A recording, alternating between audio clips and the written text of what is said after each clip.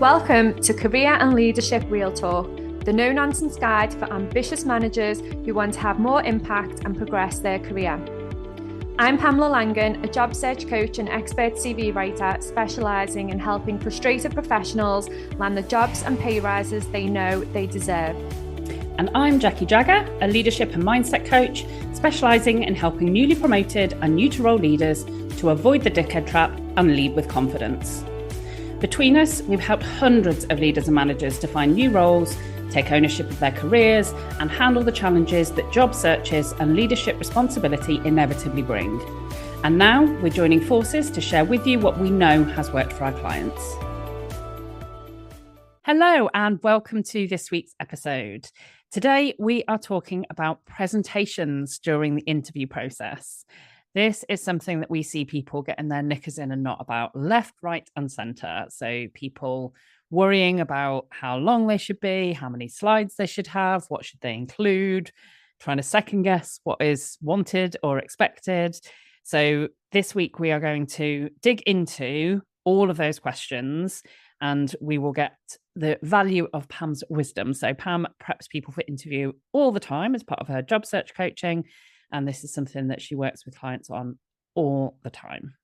So Pam, in terms of that first question then, why are presentations used as part of an interview process? Because people do get a flap about them, don't they? Yeah. And do you know, I love presentations as part of the interview process because as an interviewer, it allows you to see more of that person. Asking people interview questions is one thing, actually seeing them in action, seeing how they respond under pressure, and also seeing how they present their ideas as well, especially if you're recruiting for senior leadership roles. You want to see how does this person potentially present to the board, or how will they present to partners or key stakeholders and things like that. So it's a really good opportunity to see more of that person. And I think something. And I think it's a great way for interviewers to see you in those high-level situations and to really find out in those high-pressure situations, are you composed? Are you a bit scattered? Do you get flustered? How do you present your ideas, and how compelling is the story that you tell as you go through that presentation? Yeah, and they tend to fall into kind of one or two camps, don't they, with presentations? So you'll either get something along the lines of presenting how you're going to approach the role, how you're going to approach your first 90 days, or you might get something where it will give you a scenario that might happen within the role and ask you to present your ideas around that. But like you say, in essence, whichever you get asked, it's the same ultimate aim. They want to see how you deliver that, how you communicate, how you show up, and what they can get from you that they can't get from just an interview process. So when you're working with people then on this, and they've come to you, they've got their presentation and they're working on how to refine it and how to show up and create that positive impression, what are some of the common mistakes that you see that people need to avoid? What is it that people get wrong when they first come to you? I think the main thing is overcomplicating the presentation. That is the key thing, because everybody goes into it like, I've got to have the best presentation with the most slides and give the most value within that session, when actually less is more in that situation. And embracing the simplicity of what you're trying to get across is probably the best way to do that presentation, because what you want to do is show that you can present your ideas in a clear and concise way that is both logical but also really easy to listen to as well. And you want to have that audience on the edge of their seat, wanting to hear more about what you're talking about, getting a real feel for you. And I think overcomplicating the presentation, trying to pack too much in, trying to remember everything. Like, one of the worst mistakes that I see is people putting that much in that they can't remember how it flows. So they're turning around and reading it off the board if it's in person, or if they're doing it on Zoom, they're clearly reading it word for word on the screen. And that really is off-putting, and you want somebody that is going to be able to get up there and really represent you as a company. And I think that's what you're thinking as an interviewer. So the first thing is overcomplicating it. So the opposite of that is going to be the simplification of it and making sure that you present your ideas in a clear and concise way. I love that, because one of the things that makes me, when I'm recruiting, feel uncomfortable is when somebody is clearly flummoxed at what slide comes next, or how many slides have I got to get through, and they're panicking about the timing. And I remember a friend of mine was going for an interview and was preparing her slides, and I can't remember the exact numbers, but she told me how many slides she was planning to have, and I was like, no, less than half of that. People need fewer slides and fewer prompts than they often think, and then they need to deliver them in the right way, don't they? Yeah, definitely. And that leads me into the second one, which is where people think that they need to fill the exact amount of time. So if you've got 15 minutes, 20 minutes, 30 minutes, you don't need to fill every single minute. You can finish early. It's absolutely not okay to go over that time, but you can finish early. And it's more about making sure that you have got that logical flow and story throughout, and creating something and delivering something that takes them on a journey through whatever it is that they've asked you to do. And it could be first 90 days, it could be a random task, it could be some kind of campaign or project, but you want to take them on a journey with you through that presentation.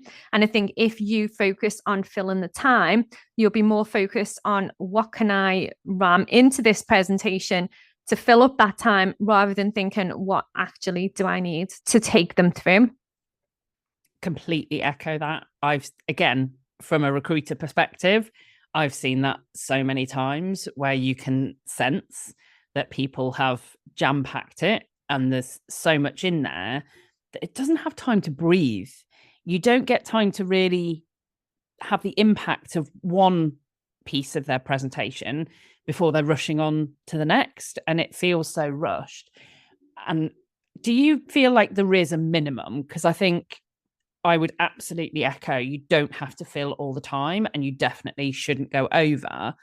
Is there a minimum? So if you've been given, say, 20 minutes, is there a minimum that you do need to aim for? I think with that, whatever time you're given, I always say give yourself a 5 minute buffer. So if you're given 15 minutes, your presentation should be done in 10. And that applies for whatever amount of time that you are given, because if you give yourself that 5 minute buffer, if you go slightly over, that's fine. If you come in slightly under, still fine. And then you can open up for questions at the end. Great advice. Yeah, I wish everybody that had done presentations in recruitment that I'd done had worked with you. The number of times I've had to stop people that are going beyond, or that people have just rushed it because they're panicked about going over, and then taken up barely any time. You think you could have given that space to breathe. You could have had more impact if you delivered the same content, but in a more relaxed way. Yeah, and that is perfect timing for the next one actually as well, because one of the other common mistakes that I see is people not preparing properly, so not practicing, so they don't know what's coming next and they don't know their material inside out. But what you also need to be thinking about is that you've got enough slides to tell the story, but not too many slides that you can't remember what is coming next. Whatever it is that you're trying to get across or deliver within that presentation, then each slide should naturally follow on. So if you prepare and you practice that presentation, you should know what's coming next. It should be the next part of what you're talking about. It shouldn't ever be disjointed where you're thinking, what is next? What's coming next? Almost like you've got your clicker or you're pressing the enter button and you're thinking, what the hell is going to come up next? Like, you should never ever be in that situation, even if it's a quick turnaround one. And And that is probably another point. If you are in a situation where it is a quick turnaround, then absolutely the minimum slides that you can use to deliver is going to be perfect, because you'll have less time to prepare, less time to practice, and you just want to make it as easy as possible to remember and to get that flow absolutely spot on. Love that. What else can people be mindful of that can trip them up when it comes to presentations? One of the key things that trips people up is thinking that the presentation needs to be interactive, and then starting to have a two-way conversation and inviting the audience to ask questions, which potentially take them off in a different direction, or mean that they're covering information when they're answering those questions that is going to come later on in the presentation. That can definitely throw people. So I think in terms of making your presentation interactive, opening the floor too early for questions, you can think of different ways. Maybe do a vote on something, maybe ask for specific answers around things, but not necessarily questions. Maybe if you're in person, you could give some kind of a handout for people to look at. But I would avoid asking questions and opening the floor before you're ready to take those questions.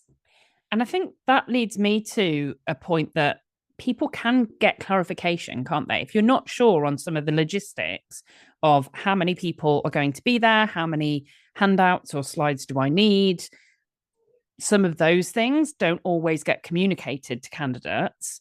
And when you know them, then you can approach it with a bit more confidence. Yeah, definitely. And I think that's the thing, because so many people really worry about asking for clarification around what's going to happen in the day, on the day. What will it actually look like? What are you expecting? What technology is going to be available? People are always worried about asking those questions, and that just adds to the stress of actually doing that presentation. If you find out the information in advance, and the best way to do that is to put all of your questions into one email rather than backwards and forwards with multiple questions. Like, take yourself through. I always say visualize the whole process. So you land in that room. Are you going to be plugging in your memory stick, or are they already going to have the presentation? Are you going to have a chance to test it before you launch into it? Like, what is the process? What is going to happen? And always take yourself through that journey of that presentation, because along the way, then you can go, right, okay, if I have tech issues, what am I going to do? So you can always have a backup with cue cards. There's been a time when I tried to do a presentation and it was a different version of PowerPoint. So I'd set up the time and perfectly I'd rehearsed it. I knew what slide was coming next. I was so happy with the flow of it. And then I got up and I pressed the clicker and it just flicked through to the end. So I was like, oh, sorry about that. Let me try again, put it back to the start, did the introduction again, pressed the clicker, and again, right through to the end. So I just thought, you know what? I don't know what is going on here, but I had cue cards as a backup. And I actually got that offer because they said they liked the fact that I was unflappable. I had a backup and I was able to do the presentation from the cue cards and still have the same impact. So it's just thinking through every possible scenario, that anything that could go wrong, especially when you're working with technology, will go wrong. Recently, I did a presentation, and when I got up on stage to do it, the slides didn't work. I had to get off the stage. You've got to think about what could happen. And when you think about what is the worst thing that could happen, when it happens, you're like, okay, I've got a plan. And if you haven't got a plan and you've thought through everything else, like, you can come up with something a little bit quicker and you can get back on track faster as well. Because when things go wrong, you can become really flustered, and that's something else that they will be observing. So it's really important that you think through all of those scenarios and make sure that you've got a plan for in case any of that stuff does happen. We talked about that a couple of weeks ago on the episode about what to do when you screw up at work, and that process of mental rehearsal and letting your brain know, if this happens, then do this. And for high stakes situations, it's such a useful piece of advice to think about, what could those things be? What would I do if it did? Because, like you say, you're not then relying on your brain to try and kick in and give you logical answers at the time that it's happened. Your brain is just reverting to the plan that you'd already made before you walked in the room. So when people are actually in the room then and they're getting into delivering their presentation, what are the things that people need to bear in mind at that point? What are the things that they perhaps can't prepare in advance for, but do still need to be aware of on the day in the moment? Okay, so when you get in there and you are going through your presentation, there's lots of things that are going to be going on. You're not going to know the audience. You'll have an idea of who they are, but ultimately you don't know them really. You don't know what their reaction is going to be. You can gauge it on the day. You can read the room, but also that's something when you're in that situation and you're reading that room, that's also something that can really throw people off. So if you're looking at the body language of the people in the room and you're thinking they don't look interested, they're not looking at me, so you can definitely read the room, but you can also as well prepare yourself for the fact that people might be on phones, people might be doing things, taking note, things that you're not expecting them to do. And it's almost like in that moment, you just need to make a call. If you're mid-flow of your presentation, you feel like it's going well, you feel like you're getting your story across, but people aren't really listening, then you have to make a call on whether are they not listening because it's not engaging enough? Do I need to change track? Or actually, are they just being really rude? And either way, you need to make that call. And that can be quite difficult when you're mid-flow in the presentation and you think these people are not interested. So it's about also just making sure that you've got a plan that if people are not seeming to be interested, then what can you do? What can you change it up? Do you need to just move on to the next slide? And I think that really links in well with your preparation as well, because if you're fully prepared and you know what's coming next, if people look like they're switching off in certain parts, then you can always skip on to the next bit, but only if you really know that presentation inside out. It's such good advice to be prepared for some of those unpleasant things that do sometimes happen. I've known of it with candidates where people have, like you say, been on the phone or started looking at their laptop or what have you. And if you're being charitable, I guess you never know. These could be people, especially if you're going for a senior role, these could be people where there are business critical things. They want to be involved and they want to listen to your presentation, but maybe something's happened a few minutes before. I still don't think it's acceptable. And it's a massive bugbear for me when people don't give a good candidate experience. But like you say, if you are prepped and ready and able with that, then you can adjust to it and you can get the feel for it rather than that making meaning of that in that moment and letting that take you off course. So what else do people need to bear in mind then? How do people get to be the wow candidate when they're delivering a presentation? So I think the key thing for me, and this is something that is also, we've got a freebie that you can download as well with the interview slide pack that I use, that I recommend for my clients. And I think if you want to wow the interviewers in an interview presentation, the best way to do that is to top and tail that presentation. And when I say top and tail it, what I mean is when you start that presentation, you want to give them an overview of you and what you can bring to this role. So it's not a copy and paste of your CV. It's a few real key hard hitting points. And if you do download the presentation slide pack, you'll see how I've set that out, and you just pick some real key points that show them what you can bring to the table right now before you go into answering their question. Now, the good thing about this is that the majority of candidates are just going to be really focused on answering the question or doing the task that they've been given. So you can really give yourself the edge by starting off with a clear agenda and then talking a little bit about yourself, those couple of key points where you can really say, this is a little summary about me based on obviously what you can bring to the role, and then go in to the task. Now, regardless of what the task is, usually you can split that down into 3 key points or 4 key points, and then you would have a slide per point. And then at the end of when you're finished, or when you've finished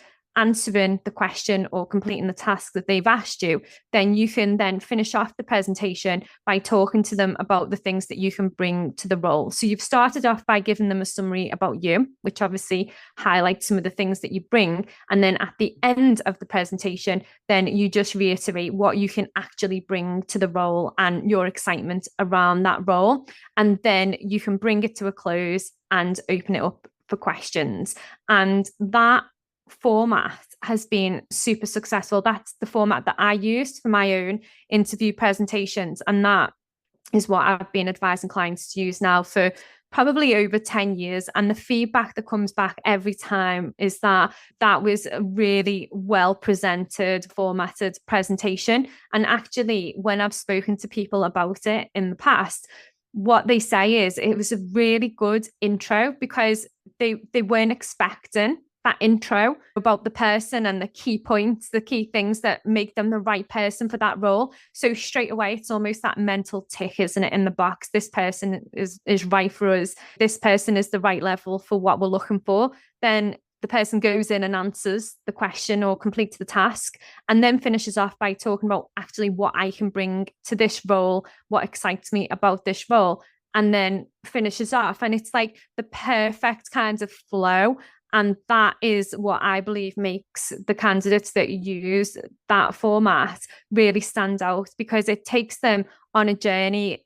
It gives an insight about the person, and it's different to what anybody else does out there, because not many people will even think about doing an intro and talking about themselves before they get into it. And that intro really doesn't need to be any longer than 30 to 60 seconds. Like, I'm talking a really short, snappy intro. And the same with the last bit as well.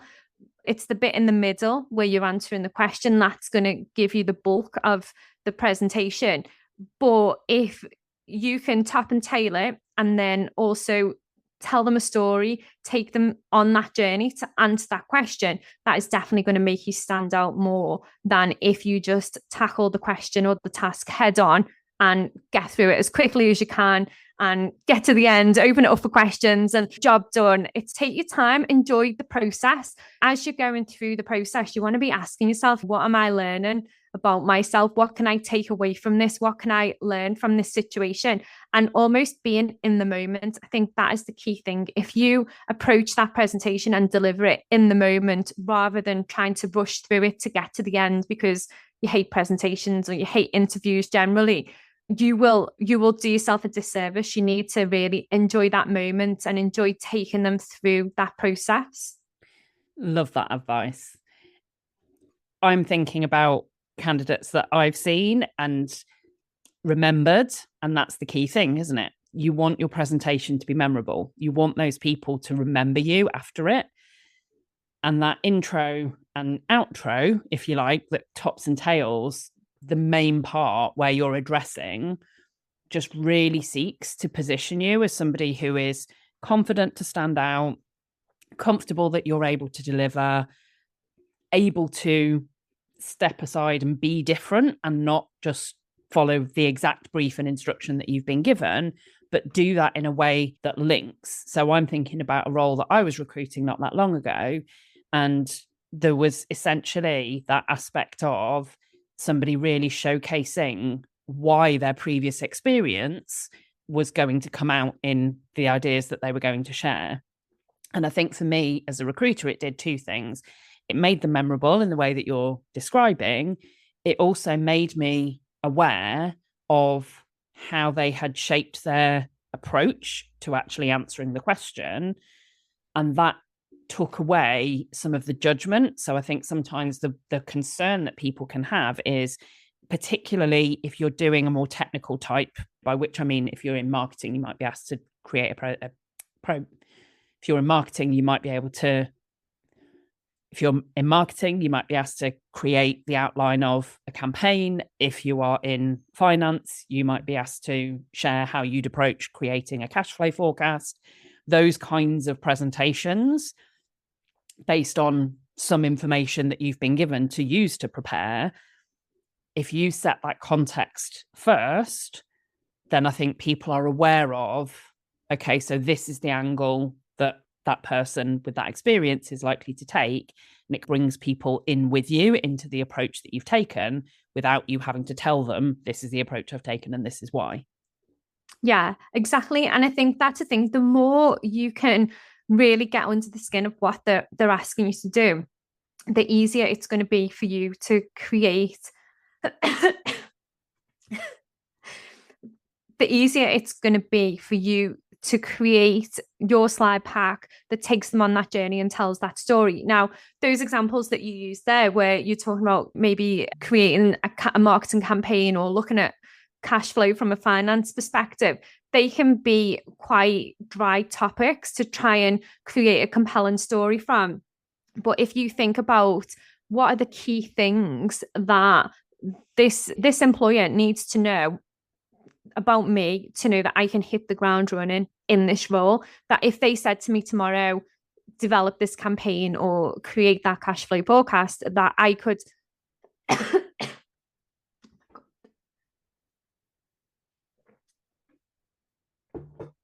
that I could actually hit the ground running and be able to do that. So I think people tend to overthink these tasks a lot, but actually what it's about is it's about that employer understanding your thought process and how quickly could you hit the ground running, and are you calm under pressure and all of these different types of things. So if you can break that down, so with every single thing that you're asked to do, there's going to be a process that sits behind it, or there's going to be a way that you can break that down into 3 or 4 simple steps that you can go through. And then if you split up those slides and do 1 slide per step with minimal bullet points, and even where you can skip the bullet points and just use an image, if you can talk around it, but then you just need to make sure that you have practiced the narrative and you know what you're going to say so that it does flow. And if you do have a moment where you go blank, that you've got some kind of prompt to move you on. And I think one of the key things as well that people forget in a presentation is if you don't put it on the slide, they don't know if you were going to say it or not. So if you miss some out or you forget to say stuff, it's not the end of the world because they didn't know you were going to say it. And if you put it on the slide and you don't talk through it, you've given them that information. I think the key thing is don't beat yourself up over what you didn't do. Just focus on telling that story and really getting as comfortable as you can in that moment. Love that. One final question before we wrap up, and I'm really interested in your take on this because it's one of the questions that I see the most. Where is the line in terms of people showcasing their ideas and what they can contribute versus being asked to do free consulting work for a presentation? How do you find the balance so that you show what you're capable of, but don't end up doing a whole load of free consulting and spending 17 hours doing your investigations and research to be able to pull a presentation together? So this comes up a lot for marketing and salespeople more than anyone, because they're usually asked to present some kind of strategy, whether that's an overall marketing strategy or sales strategy or an actual campaign. So I think the key thing is using your own judgment. If you feel like somebody's taking advantage of your goodwill, then usually they will be. It just depends on how much you really want that job. But my advice would always be, if you think they're taking advantage, proceed with caution. And even where you don't feel like they're taking advantage and they're absolutely lovely and the whole process has been amazing, if they are asking for stuff that you do think borders on being free consultancy, the best way to approach that is to just give an outline in the presentation, and you can talk through the bulk of what you want to say in the presentation. Because a lot of the time when they are trying to get free consultancy and when they're trying to gather ideas, what they'll usually do is ask you to send the full presentation over to them, either prior to the interview or after the interview. And if you've just given an outline, that's absolutely fine, because then they need to then go away and do the research and put the meat on the bones. Whereas in the interview, you can take them through that outline. You can give them you can put the meat on the bones. You can give the context behind each point, but you're protecting yourself and you're giving them at the same time what they need to see from you to know if you're the right candidate. I think when you're in that situation, it can also be tempting to feel like they're asking for free consulting. And sometimes they are, sometimes they're being really cheeky. And like you say, need to proceed with caution. Sometimes it can also be inexperienced recruiters. It can be that a hiring manager has been asked to decide what they need to see at a presentation as part of a recruitment process, and they've not been given guidance and they don't know how to understand what somebody is capable of without asking them to do a piece of work. And in a similar scenario, I always advise candidates, we want to see your workings. It's not about judging or critiquing your ideas. We don't need to see lots of specific tactical ideas.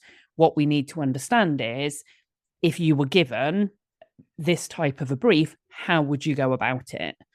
So again, you can ask for that clarification and say to a potential employer, I've seen and read the brief that you've given. That would take an awful lot of research. I don't have the internal context to be able to provide ideas that I know would be right. I take it what you need me to do is to demonstrate my approach and how I would fulfill that kind of brief. I think you can still throw in a couple of ideas. Again, if you're in marketing, it could be that you research and give some examples of the types of topics to cover in blogs, or mock up a social media post or two. But the idea of actually going into depth and giving all of that away, both of us would definitely say, do not put yourself in that boat, because that is really unnecessary. And if you ask that question of, I take it you want me to show my workings, and they're saying, no, we really want all of this specifics, then I would say that's red flag time. It's time to potentially withdraw, because they are using that recruitment process unfairly for free consulting. Yeah, definitely. And I think the key thing as well, if you've got an interview presentation coming up and you want to download the slide pack, we're going to put the link in the show notes so that you can do that. And the presentation should take you no more than an hour to do. And that includes your research time. You should be able to pull together the simple outline of the presentation within an hour. And then obviously, as you go through and you prepare and you practice, then you might add a few things to it. You might take a few things out. But the best way to approach it is to look at the task in hand, set yourself a timer for 60 minutes and work through, do the research that you need to do, and then pull the slides together. You can always go back and jazz up the slides and amend them. And there's some instructions there around like branding up the slides to make sure they're in line with the company brand and that you're interviewing at and all of that kind of stuff. But you don't want to be spending hours and hours, like an hour to do your initial setup, and then a couple of hours practice time. You don't want to be spending days and days on this. And if you feel like you need to, then that's where you need to be asking yourself, are they asking too much? Or actually, am I trying to put too much into this? Brilliant advice. And if you're listening to this because you are in the process of preparing a presentation for part of a recruitment, then as Pam said, we will put the link to be able to download that slide pack with the associated instructions in the show notes. And also, if you do need that support to make sure that you can ace the presentation, it is one of Pam's superpowers. So you can book leadership. No. So you can book a presentation preparation power hour. Too many P's in that one. You can book a power hour to work with Pam on preparing and making sure that you really can deliver that presentation in a way that's memorable and that gets you noticed for all the right reasons. So the link to directly book in with Pam is in the show notes as well. Thank you as ever for listening. Please do share this if there are friends, colleagues, people that you know who are in that preparation zone. Maybe they're at first stage of interview and this could be useful for them if they get invited to a final stage. And please do rate and review on your favorite podcast platforms. It helps us to get seen and get heard by people who need to hear these episodes. Thanks for listening, and we will catch you again next time. Exciting news from us. If you're an ambitious leader or manager earning 50k or more and you're ready to take your career to the next level, we have an opportunity for you. Introducing Catalyst Career Club, your secret weapon for unlocking career success. As a member, you'll get access to monthly live training sessions, exclusive job opportunities, and the ability to get personalised advice from us on your toughest career challenges. We've helped thousands of driven leaders like you secure significant pay rises, land dream roles, and thrive in their careers. And now we want to support you in achieving your most ambitious career goals too. Membership is just $6.99 per month with no contract or tie-in. And as a special bonus for being our podcast listeners, you can use the code podcast at checkout to get your first month for just £1. Head over to pamelalangan.com/Catalyst Career Club to sign up now, and we'll see you inside.